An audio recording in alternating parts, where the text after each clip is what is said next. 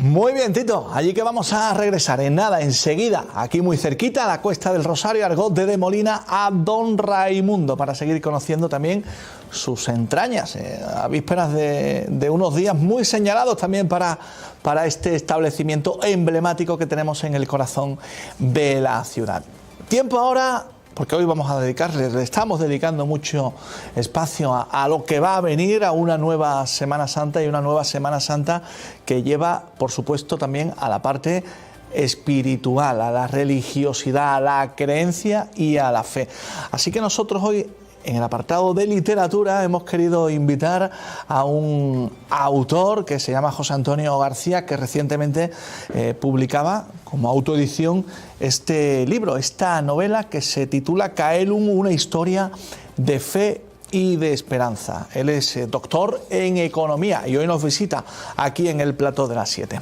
José Antonio, ¿qué tal? Buenas tardes. Muy buenas tardes. Bienvenido, ante todo. Muchísimas gracias por haberme invitado y estar aquí para contar un poquito sobre Caelum, ¿no? Llegas desde Priego, ¿no? De Córdoba. Desde Priego de Córdoba, efectivamente. Hemos llegado y estamos aquí muy gustosos de estar en 7 Televisión. A su casa viene. José Antonio, lo primero, hablar de Caelum es hablar de una novela teológica, que aquí hablamos mucho de novelas, pero claro, la terminología teológica no la hemos practicado tanto para explicárselo a la gente en casa. Efectivamente, es una novela que está lógicamente sustentada, en este caso, sobre planteamientos teológicos, ¿no? Lo mismo que existe la novela histórica y cuenta de una manera amena la historia, en este caso, pues la teología y toda esa fundamentación teológica. En particular la escatología, ¿no? Que es la parte de la teología que se encarga de estudiar qué ocurre con nuestra alma una vez que abandona el cuerpo, ¿no?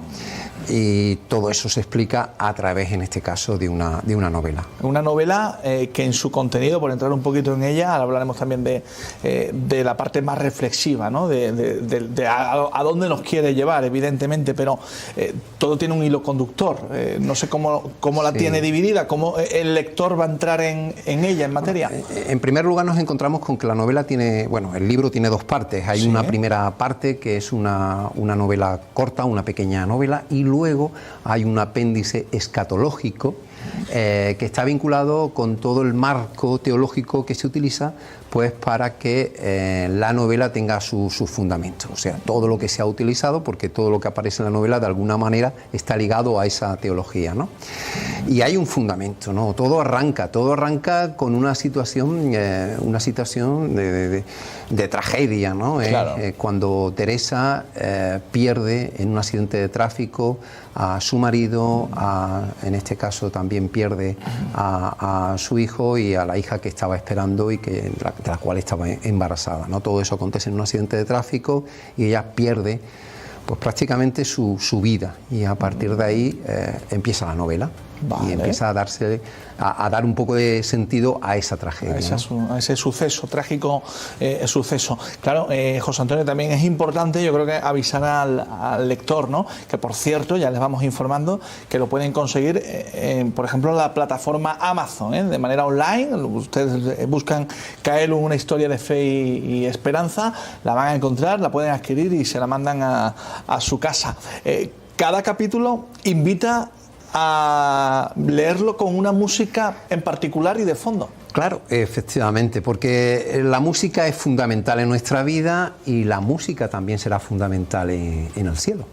Y de esa manera, digamos que cada capítulo está ligado a una pieza musical que forma parte de una lista en Spotify que se llama Caelum.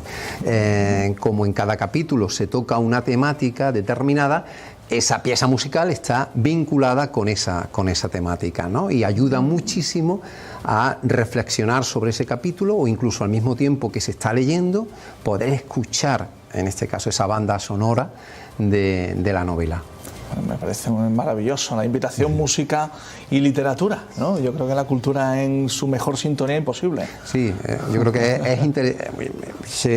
se nos plantea como interesante, ¿no? El ir mezclando una cosa con la otra, y si estamos acostumbrados también a leer escuchando música, pues vamos a contextualizar muy bien mejor, en este caso, el capítulo. Muy bien, muy bien. Nace de una inquietud personal la novela, José Antonio, no sé en qué momento y el por qué. Bueno, todas las novelas, y esta surge en un momento determinado, donde bueno, hay que reflexionar sobre cosas. A mí siempre me ha apasionado el tema de la escatología. Vuelvo a repetir esa parte de la teología que está vinculada con qué ocurre con el alma. Claro. ¿Qué ocurre con el alma? ¿Dónde va? ¿No? Y bueno, producto de esa inquietud y también de algo muy interesante como es darle un sentido al sufrimiento. A mí me encanta mucho lo que es en este caso un libro, El hombre en busca del sentido, de Víctor Frank, ¿no? Donde se intentaba buscar un sentido al sufrimiento. Bueno, pues a través de esa búsqueda del sentido del sufrimiento y a través de ese interés por la escatología, entendía que había que contar. O sea, porque uno de los grandes problemas que atravesamos es que se habla muy poco del cielo, incluso en los ámbitos eclesiásticos o en los ámbitos de una, como puede ser una homilía, ¿no? Sí, por ejemplo. Se habla muy poco del cielo, ¿no? Y de alguna manera yo creo que tenía esa necesidad, a través del estudio que tenía y de esa búsqueda del sentido del sufrimiento, de que la gente dara a conocer lo que yo podía saber, lo poco que yo podía saber sobre el cielo, para que la gente tuviera un conocimiento y pudiera responder a determinadas preguntas, ¿no? Está claro, José Antonio, que abordas, yo diría que el principal tema de temor para la humanidad desde sus orígenes, que es la muerte, ¿no? Sí, sobre todo y sobre todo el pensar ¿qué habrá después? Si hay algo después, evidentemente.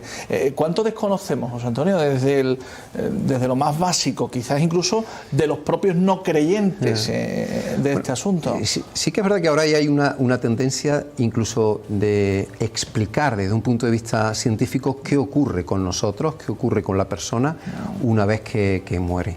No es mi intención entrar en ese ámbito científico, ya digo, que el caso de San Parnia o de San Segarra, hay gente que está hablando sobre ese tema en base a investigaciones científicas, ¿no?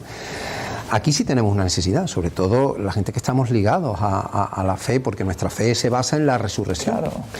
Como decía Benedicto XVI, el hombre con la muerte entra en su verdadera existencia.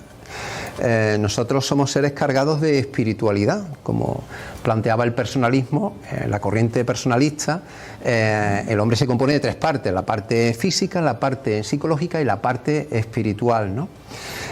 Por tanto, si moría esa parte física y esa parte psicológica o esa parte psíquica, el elemento del alma siempre está ahí presente, ¿no? E incluso el propio Papa también, Francisco, habla de la muerte como un nacer, ¿no? Y como todo nacimiento, que tiene una parte traumática de ese nacimiento, pues la muerte o ese nacimiento a la vida eterna tiene también una parte traumática que puede ser la muerte en sí, ¿no? No hay que temer a la muerte, y en esa clave también se mueve Caelum, porque estamos entrando en lo que es nuestra verdadera vida y existencia. Hablar del futuro de nuestras almas, ¿no? Cuando no estemos en el espacio terrenal. Claro, los que somos creyentes y los que pensamos en la vida eterna, ¿no?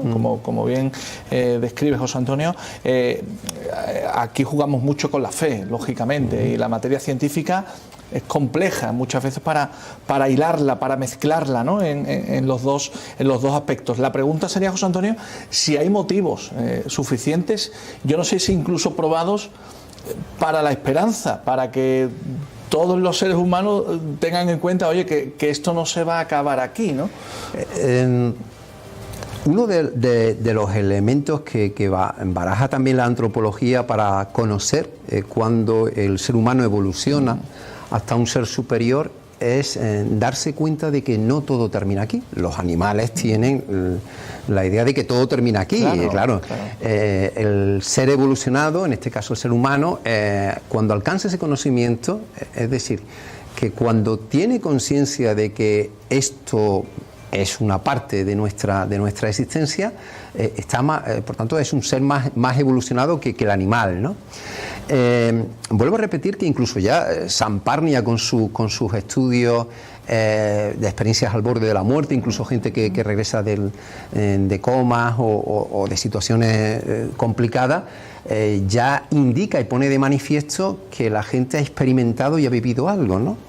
El profesor no, el médico Sansegarra, lo mismo, ¿no? La física cuántica dice que la muerte no existe, ¿no?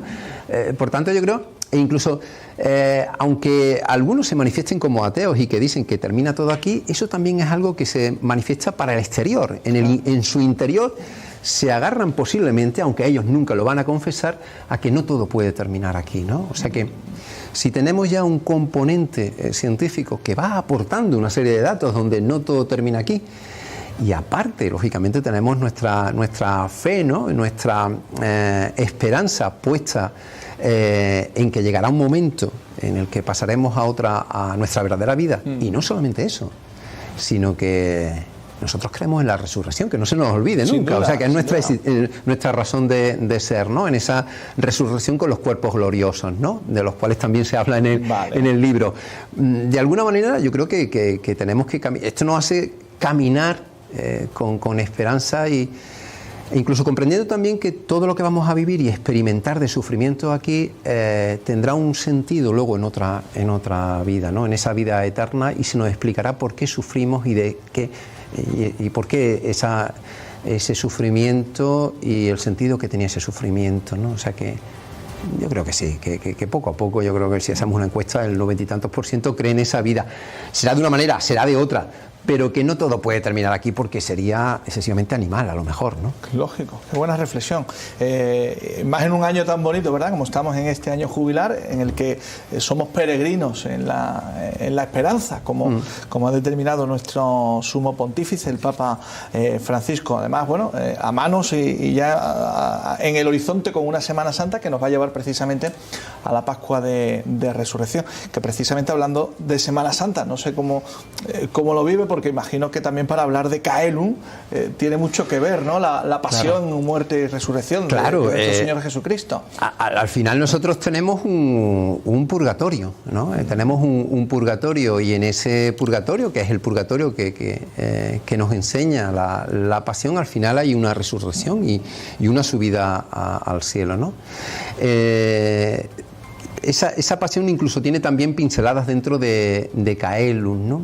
Hay una escena que utiliza, bueno, hay también una psiquiatra dentro del libro, hay una persona que sufre, que es Teresa, y hay una psiquiatra que es Magdalena, que de alguna manera está ahí para poderla guiar, ¿no? Y le habla del sufrimiento, en este caso de Jesús, en lo que fue el huerto, en la oración en el huerto, ¿no? Sí. Efectivamente, ¿no? En esa oración en el huerto, en Getsemaní, ¿no? Porque de esa manera, con ese sufrimiento, lo que hizo en este caso el Señor es identificarse con el sufrimiento psicológico de las personas, ¿no? Él padece tanto, incluso se explica por qué. En el libro explica la psiquiatra por qué llega a sudar sangre, que eso puede existir, puede ser, efectivamente puede ser, pero lo que se quería era el Señor identificar con ese sufrimiento psicológico que el hombre tanto lo experimenta, ¿no? Lo mismo que estaba luego el sufrimiento físico de la cruz, de la flagelación, pero en un primer momento estaba ese tema, con lo cual ya ahí se habla de Semana Santa, de Getsemaní y de ese sufrimiento que él experimentó para identificarse con nosotros, ¿no? A nivel psicológico. Muy interesante. No se lo pueden perder en Caelum, en Amazon, lo tienen a tan solo un clic. Ya la última, José Antonio, porque claro, es cierto que esto nace, como lo hemos dicho ya, de una inquietud personal, de sacarlo adelante con una autoedición, pero bueno, se ha presentado también recientemente allí en casa, en Priego, y en el marco de una conmemoración bonita. Tenemos ahí incluso también, compañeros, imágenes de ese acto, ahí las están viendo, de la presentación de Caelum, porque se celebran 500 años de la parroquia de la Asunción, y dentro del marco estuvo este acto, ¿no? La presentación. Efectivamente, tuvimos el honor de presentarla en ese conjunto de actos que hay programados para celebrar el quinto centenario de que se comenzó a levantar la iglesia de la Asunción, que es una parroquia, es una de las 3 parroquias que hay en Priego de Córdoba y es la parroquia referencial, ¿no? Y la verdad es que fue un momento ideal, ¿no? Porque tuvimos la oportunidad de contar en este caso con el párroco, que él ha leído la novela y el libro y bueno, pues dedicó también unas palabras muy bonitas, y luego también tuvimos la oportunidad de contar pues con muchos amigos y la familia estaba ahí arropando esa presentación. También la tendremos una presentación el próximo, después de Semana Santa. Efectivamente en Córdoba, en la biblioteca diocesana, ¿no? Muy bien. Vale, contaremos con la presentación de Adolfo Ariza. Es sacerdote y hoy por hoy también pasa por ser uno de los sacerdotes, como nosotros le comentamos, una cabeza privilegiada de la teología cordobesa, ¿no? Y tendremos la oportunidad también de contar con él, ¿no? Con lo cual se va a ir presentando poquito a poco y bueno, en las parroquias también, ¿no? Parece muy interesante, que por cierto, como lo decía antes fuera de cámaras, disponible en Amazon, pero también en la librería diocesana de Córdoba. De Córdoba, sí, efectivamente, allí también se puede comprar, porque existe esa posibilidad. Muy bien, pues para que todo aquel que vaya a Córdoba, que la tenemos ahí al ladito y la queremos y mucho, pues ya lo saben que si pasan por su librería diocesana también se pueden traer el libro Caelum. Pues José Antonio García, ha sido un tremendo placer conocerle y tenerle este ratito en las 7, como decía, a puertas de una Semana Santa, con la carga emocional y devocional que ello conlleva, la espiritualidad y sobre todo a lo que nos va a guiar, que es a la resurrección, a pensar que hay vida más allá de la muerte. Pues muy interesante y muchísimas gracias, José Antonio, por la visita. Nada, muchísimas gracias a vosotros y la verdad es que es un placer hablar sobre el cielo. Pues seguiremos hablando largo y tendido, que hace falta y mucho. Gracias, hasta la próxima. Bueno, venga, vamos a continuar.